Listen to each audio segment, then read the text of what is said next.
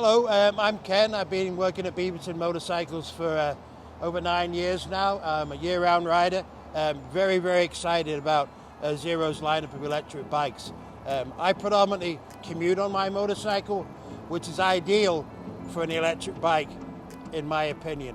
As in, like, I can ride to work, I can put it on charge, and then I can ride home at night. I wouldn't even have to put it on charge every day. Now, they have 9 different models in their lineups. They have 3 different battery sizes. They have a 14.4, they have a 7.2, and they have a 3.6. And prices vary from anything from $9,000 to $22,000. So you can look at your budget and decide which bike you want to get. You know, like if you want the most powerful, that's going to be more money. If you're just kind of running errands and going around town, you want to get the smaller battery size one. Very affordable way. And the power of delivery on these is phenomenal, even with the smaller battery. Like, it's just instant torque, it's just power right from the get-go. Now, people's biggest hang-up about electric bikes is range, right? They get worried that they're going to run out of power in the middle of nowhere. They have fast charging systems as well, so you can either just buy it standard, and it was going to take about 9 hours to charge, so you can just charge it in overnight, or if you want a fast charge feature, then you can charge it up in a couple of hours to 4 hours, depending on the model. So there's really no negatives, in my opinion, to an electric bike. It's just positives. Oh, I did a pun there. I didn't even think about that. From an electrical point of view. So I'm a big, huge fan. Been riding for 45 years. I would love to have one of these just to commute on around town. I think it's going to be a game changer. It's a wave of the future. It's really good that Beaverton Motorcycles is getting on board with it right now, because it's really starting to blossom. Before, people wouldn't buy them because they weren't cost effective. Most people can get in an electric bike for about $9,000, $10,000. So it's reasonably priced. When you look at your running costs, you have to look at your running costs. It's going to cost you next to nothing. You don't have to worry about changing oil. You don't have to worry about valve adjustments. All you really have to worry about is the belt drive, the battery, brake pads. So you've got to look at the big picture. You've got to look at the cost of maintenance and the cost of ownership. So I think you might get. I'm pretty excited about this. So depending on what size motor you have in the bike is how you charge it. And they have what they call phase 1 and phase 2 charging. So basically, what you do is you plug this into the actual bike right here. And then what you do is you plug it into your wall outlet. You can actually plug it into like a extension cord if you want as well, if you can't go directly to an outlet. And then, so you look at this and you think, well, that's kind of big and bulky. That's kind of a pain in the backside to have to carry around all the time. But that's why where the gas tank would normally be is actually storage. So there's storage right here. So this easily fits the charging cable with you. Now, it's not really necessary for you to take it everywhere you go. I mean, if you're doing a 10, 15 mile commute, you can easily go to work and come back and not even have to worry about charging it during the day at work and such, because you can just put it on charge at night.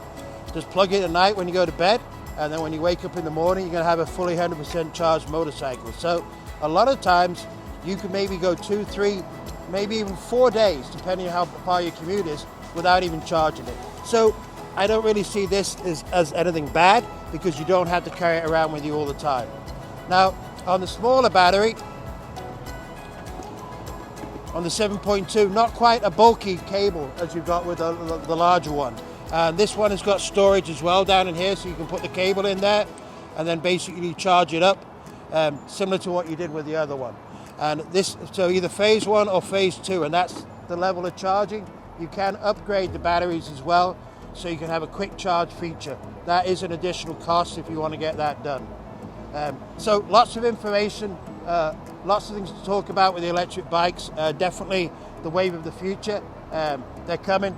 I don't think gas bikes are going away. They're going to work in unison, I think, with gas bikes and electric bikes, kind of hand in hand. So you tailor, depending on what kind of style of riding you do and what you do. If you're a commuter, electric bikes, hands down, the way to go. If you're a long distance guy and you're touring and you're banging out 300-400 mile days, then you might want to still consider with a gas powered bike. But you can do those long distance stuff on an electric bike, but you just have to plan ahead You just have to look for charging stations. There's loads of charging stations all over the country because I'm very interested in electric bikes currently. So now I'm seeing electric charging stations everywhere I look. You see at Walmart, Walgreens, they're all over the place. Extremely quick to charge it up, very cost effective. So hopefully this gives you an insight about how to operate the machines, and you can get an impression of how they handle. Now, a lot of people are worried about low speed maneuvers and not having a clutch, but all you got to do is be very gentle with the throttle and use the rear brake to trail brake, and you can do low speed maneuvers. Okay, so now we're going to show you how to ride the motorcycle. So it's quite straightforward. You just turn the key on. Takes a second just to kind of wake up. And then there's different modes over here, so you can play around with rain mode, street mode, economic mode. There's lots of different modes you can put it in. I'm putting it in the rain mode now because I want to kind of show you some low speed maneuvers. So people get apprehensive that you can't do it without a clutch, but you can. So then all you do is hit the button to the circle, like go on the kill switch, and then you do the throttle. You won't even hear any engine noise. You'll hear like a whirring noise, but hardly any noise whatsoever. So off we go.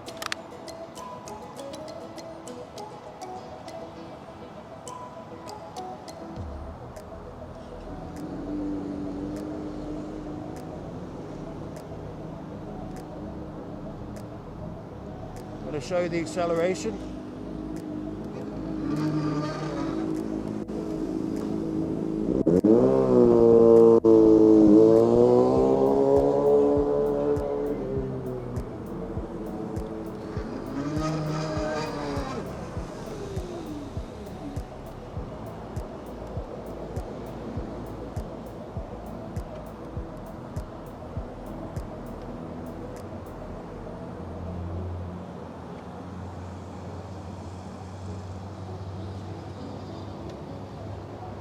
So as you can see, extremely good acceleration, just picks right up, right off the throttle.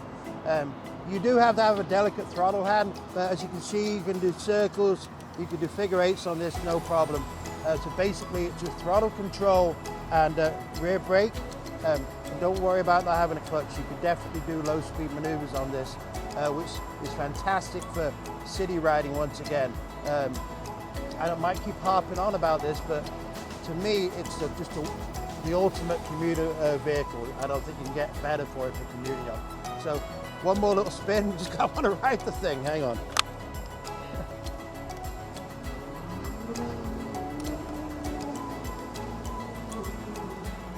Okay, so I highly recommend that you come by Beaverton Motorcycles and check out the Zero motorcycles. We're getting them built day by day. Different models are coming into place. They have a very aggressive demo program, which is the best way to sell this machine. I mean, you have to have a motorcycle endorsement, obviously, to test ride it, but I highly recommend taking one out for a spin, and you're going to be smitten by this bike.